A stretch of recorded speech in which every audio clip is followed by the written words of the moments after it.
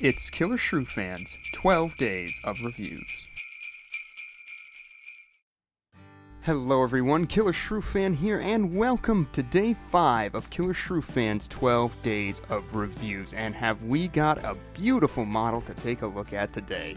Shout out to Brian Delgado for requesting this one. It was on the docket for us this year, so you definitely get your Christmas wish. We will be taking a look at the Eofauna Atlasaurus. What a jaw-droppingly gorgeous model this is. Eofauna is a relatively new company, and to this date they have only done two dinosaurs, this being one of them, the other a Giganotosaurus, which we looked at the beginning of the year.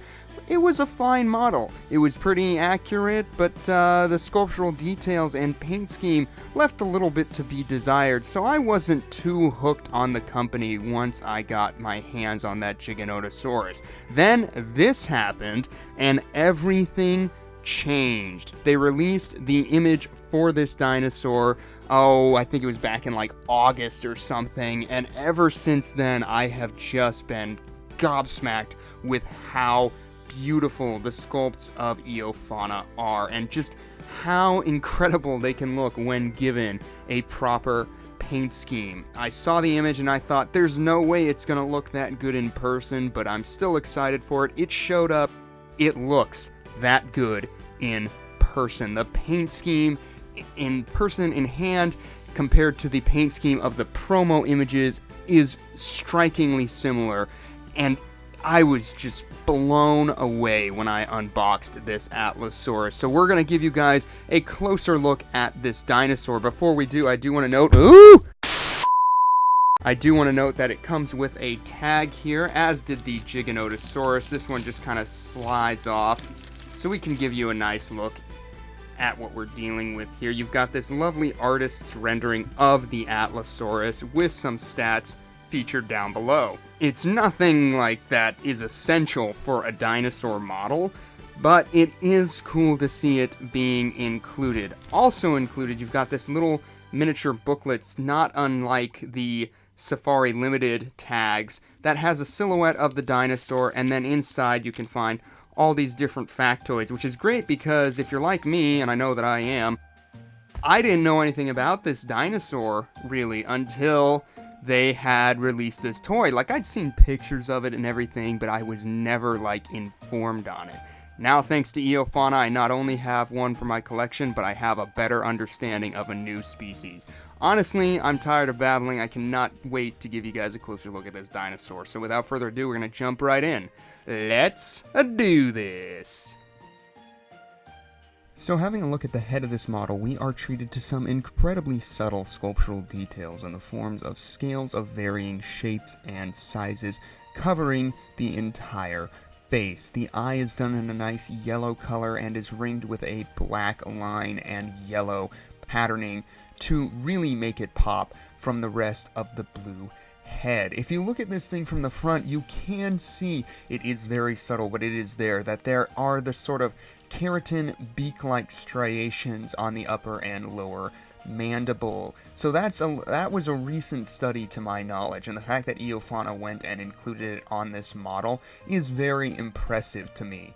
Taking a look at the other side, it is the same in terms of the sculptural details with these scales, the sort of weathered beak, the way the eye is popped and ringed with that golden color. You've also got a splash of yellow on the sort of nasal ridge and then a band of yellow on the neck. And I might as well talk about the band of yellow on the neck while we're here discussing it. It is the one area that I'm not a huge fan of. I don't think it's a bad thing. I mean, it's not awful by any means. It doesn't detract from the sculpture in any way, but it's the one area of paint where I'm just like, I think that could have been handled with a little more deft. I mean, it's just kind of painted on. It's the same issue as the Carnotaurus in that there's no real gradation to the striping. It doesn't feel organic. It definitely feels like someone took a brush and sort of pasted it on. Sorry, I'm trying to give you a good look at it. I mean, the gradation on the nasal paint is fine, and I understand what they were going with this patterning. I just think it could have been better handled.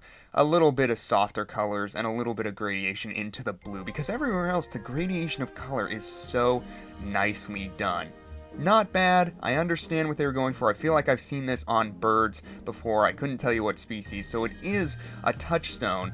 I think it maybe could have been handled a little bit better. But if it makes you feel any better, that is the one issue I see with this dinosaur as we take a look at the entire model. The wrinkles and folds of skin in the neck just feel so incredible, and that sort of area where they bunch up at the base of the shoulders and around the bicep, it's just so incredibly well handled. You've also got a layer of osteoderms that run from the back of the skull to about a quarter of the way down the tail. You can see them very well defined here on the midsection, and just the sculptural details. If I had one word to describe them, it would be stunning. The wrinkles, the folds of skin, the scales that saddle them, it all just feels so incredibly organic, and it moves and pulls and sags in such a way that it feels like this thing actually has a weight to it. It is so incredibly impressive to look at. Look at that back leg there as it stretches away from the body and the way the skin pulls with it. You've also got some sagging veiny skin down around the swell of the gut, the way it bunches up and lays over the shoulder there, the way it folds and buckles into itself as the neck turns off to the left. It's just all so gorgeously handled. I also am a big fan of the sort of girthiness to this Atlasaurus. I think it could have been a little bit girthier, but for what it is, I think it's nice and plump. They managed to give it a good sense of size, and I think it looks pretty good from the top. Another beautiful area of sculptural details is where the skin all meets under the neck in the gullet and throat region here, and especially down at the pectoral regions where it is all just folding up and sagging under the weight. It's just so well handled. I absolutely love the sculptural details on this Atlasaurus. The feet also feature some great musculature in the arms and the legs, and the wrinkles and folds of skin around the ankles is incredibly well handled. It does feel like this thing is actually taking a step and not just posed as if it is taking a step. The way the skin is folding, and in particular with the back ankles here, the way that the skin is buckling as the ankles are lifted, it just all looks so natural, and it's hard to believe that this thing is not about to take a step towards me as I sit here recording it. The front feet have the single thumb claws jutting out, and it actually has a nice sharpness to it, so it does feel like this thing is, has a power behind it as well. It gives it an intimidating look. And speaking of intimidating, the triceps and biceps look so powerful and robust on this large creature, as they well should. If we take a look at the underbelly here, you can see, again, lovely wrinkles folding and gathering of the skin in the pectoral region and down around the swell of the gut. The scales are also well sculpted and defined down here as well. The feet have got a sort of sandy texturing going on the foot pads, and then you can see a cloaca has been included, and it looks very puckered. The attention to detail on that is great. Nothing else needs to be said about it. Yeah, great detail on this Atlasaurus, right down to the puckered cloaca. As you can see, this thing is in a striding position with the right arm taking a step forward as the left arm braces and the left leg goes forward and the right foot braces back against the ground. The neck is craning off to the left of the creature, looking towards possibly a food source or patrolling for predators. It feels very fluid and lifelike without relying on some sort of extreme cartoony, goofy pose like other companies, and in that regard, I think Eofauna did a fantastic job in capturing an organic moment with this model. Another beautiful aspect about this model is the paint. You heard me complain about the yellow band on the neck. Fortunately, everything else is just so staggeringly gorgeous. I am a huge fan of the palette, how it gradiates into each other, how the colors all gradiate into each other, the different shades of green in the dorsal, lateral regions, the cream underbelly, the striping that's going on the legs, the swell of the gut, the shoulders, all of it looks so incredibly, it flows so smoothly into each other, it feels so organic, and it's visually interesting enough to keep me invested in this model. Everything about the artistic merit of this piece is a resounding success, and I cannot sing praises for it enough. It's one of the few models that I have in my collection that looks as good as the promo images. It might not be perfect when compared side by side, but it's not like I opened it and I'm like, yeah, okay, this was expected. I opened it and I'm like, wow, this was not expected. I did not expect this to be as gorgeous as it was advertised to be, and yet here we are. It looks so incredible. The paint job augments the sculptural details so well. It's just, it is a gorgeous, gorgeous model. Easily the best sauropod in my collection.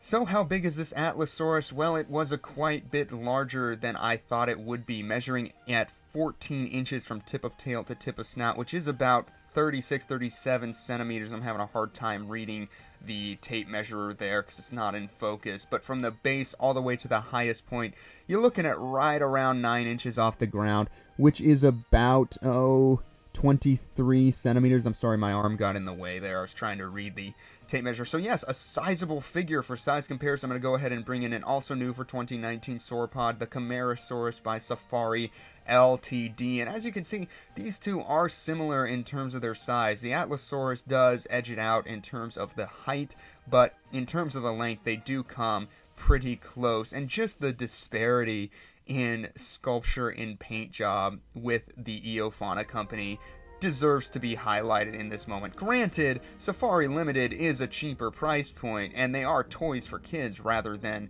models for adult collectors, but still, looking at these two, I used to think the Safari Limited Camarasaurus was an impressive model, and it still is, but the Atlasaurus is just in a completely different league. Next up for size comparison, I'm going to go ahead and bring in another high-end collector model dinosaur figure. It's going to be this, the Papo Apatosaurus. Not a bad figure at all. As you can see, it does have the edge in terms of the length, but it is absolutely dwarfed in the height department by the Eofauna Atlasaurus, and this also just kind of highlights how good Eofauna is. The sculptural details and paint applications are on the same level, if not far exceeding that of even Papo, and that is an accomplishment. And finally, for size comparison, I'll go ahead and bring in the Eofauna Giganotosaurus. We have reviewed this model, link will be in the description, but as you can see, these two are similar in terms of the overall length. The Giganotosaurus does have it, but then again, the Atlasaurus is rearing up rather than in a stretched out position, and if you were to bend that neck downwards, I think they'd be pretty darn close. And again, the Atlasaurus just towers above this Giganotosaurus. If this does not give you an indication of size on these models, I'm not entirely sure what will if you have that Giganotosaurus. But yeah, it also highlights the disparity in style between the two. The Atlasaurus is better in every way. So there you have it, guys, our look at the new for 2019 Eofauna Atlasaurus. All in all, this is just a jaw-droppingly gorgeous model. I cannot sing enough praises for it.